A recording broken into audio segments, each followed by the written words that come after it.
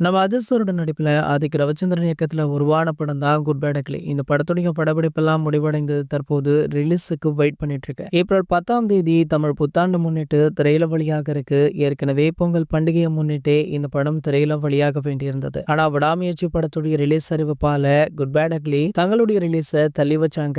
அதனை தொடர்ந்து தற்போது ஒரு வழியாக இந்த படம் பாத்தீங்கன்னா ஏப்ரல் 10ஆம் தேதி ரிலீஸ் ஆகுது. அதற்கான வேலைகள்ல படக்குழு தீவிரமாக இறங்கியிருக்காங்க. சில தினங்களுக்கு முன்னாடி குட் பேட் அக்லி திரைப்படத்துடைய ட்ரீசர் வெளியாச்சு. அந்த ட்ரீசர் பாத்தீங்கன்னா எதிர்பார்ப்பையுமே மீறி ரொம்ப சிறப்பாக இருந்தது அப்படின்னு தான் சொல்லணும். விடாமுயற்சி திரைப்படத்துல அதிர்சாருடைய ரசிகர்களுக்கு ஒரு சில விஷயங்களை மிஸ் பண்ணாங்க.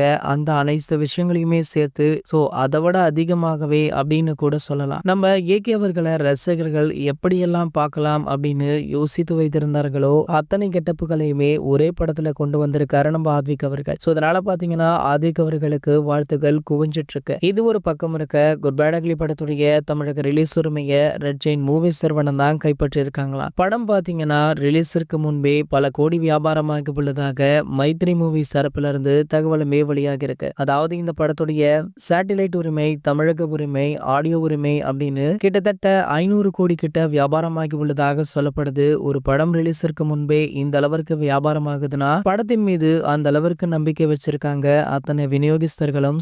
கண்டிப்பாக பாத்தீங்கன்னா படம் வேற லெவல்ல ஹிட் அடிக்கும் அப்படின்னுமே சொல்லப்படுது. இது போன்ற சினிமா செய்திகளை பத்தி நீங்க உடனே தெரிஞ்சுக்க நம்மளுடைய சினிமா கொட்டா அப்படின்ற நம்ம சேனலை சப்ஸ்கிரைப் பண்ணிக்கோங்க.